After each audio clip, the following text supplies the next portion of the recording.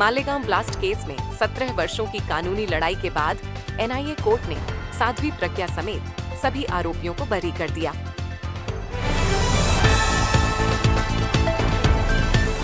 अमेरिकी राष्ट्रपति ट्रंप का बड़ा फैसला। भारत पर 25% निर्यात टैरिफ आज से लागू।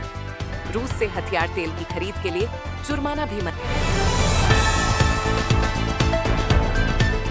अमित शाह ने राष्ट्रीय सहकारी नीति पेश की। कृषि और गांव स्तर पर संगठित विकास की राह प्रशस्त की जा रही है। दिल्ली में यमुना नदी का जलस्तर चेतावनी के करीब। बाढ़ की संभावनाओं को मद्देनजर रखा गया।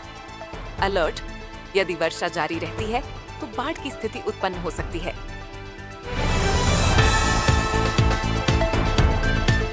भारतीय नौवहन और रक्षा मंत्रालय की योजना। अमेरिका से मिलकर लक्षित सोनोबुओइस का निर्माण। समुद्री सुरक्षा को मिल सकती है नई ताकत।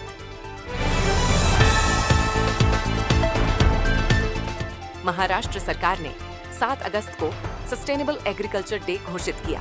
डॉ. एम. एस. स्वामीनाथन की 100वीं जयंती पर कृषि के प्रति जागरूकता बढ़ाने के उद्देश्य। आरबीआई ने 50,000 करोड़ रुपए की वीआरआरआर नीलामी की घोषणा की। बैंकिंग सिस्टम से अतिरिक्त तरलता निकाली जाएगी। नीति संतुलन बनाए रखने के मकसद से उठाया गया आईएसआरओ नासा संयुक्त निसार उपग्रह सफलतापूर्वक लॉन्च। पृथ्वी की सतह, बर्फ और पर्यावरण बदलावों की सटीक रडार इमेजिंग शुरू।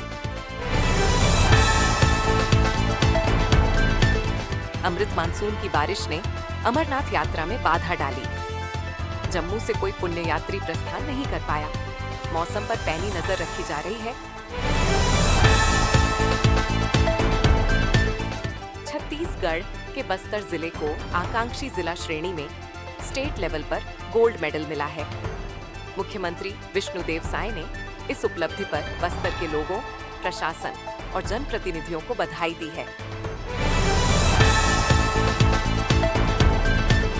प्रधानमंत्री मोदी की अध्यक्षता में हुई कैबिनेट बैठक।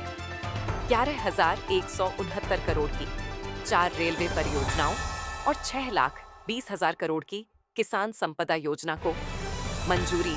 देश के इंफ्रास्ट्रक्चर और कृषि क्षेत्र को नई रफ्तार। बिहार में महिला सशक्तिकरण की नई लहर। 100 करोड़ से अधिक की सरकारी सहायता से 7,000 से ज्यादा महिलाएं बनी लघु उद्यमी।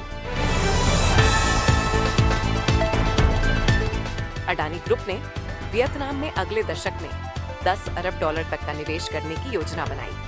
पोर्ट, ऊर्जा, अवसंरचना और टेक्नोलॉजी में विस्तार की रणनीति।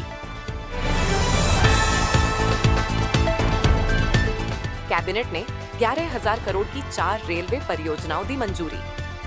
राष्ट्रीय सहकारी विकास निगम को 4 वर्षों के लिए 2,000 करोड़ का अनुदान। 1 अगस्त से यूपीआई में नए नियम लागू किए गए हैं, जिससे ट्रांजैक्शन सीमा, थर्ड पार्टी इंटरफेस और प्रमाणीकरण प्रक्रियाओं में बदलाव होंगे।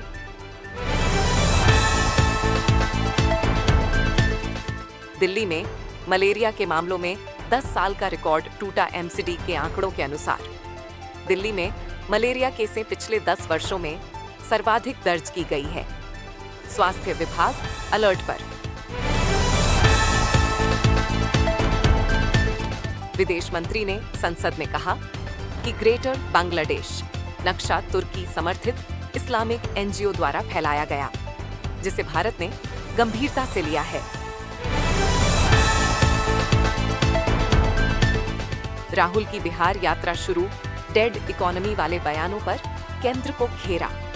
अर्थव्यवस्था की हालत को लेकर विरोध प्रदर्शन की शुरुआत की।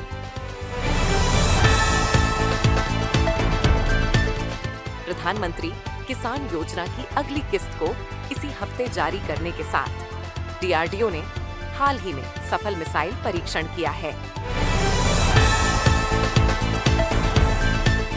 बिहार विधानसभा चुनावों से पहले बिहार सरकार ने स्कूल से युद्ध कर्मियों की कर दी। बल्ले बल्ले, सैलरी सीधे हुई डबल।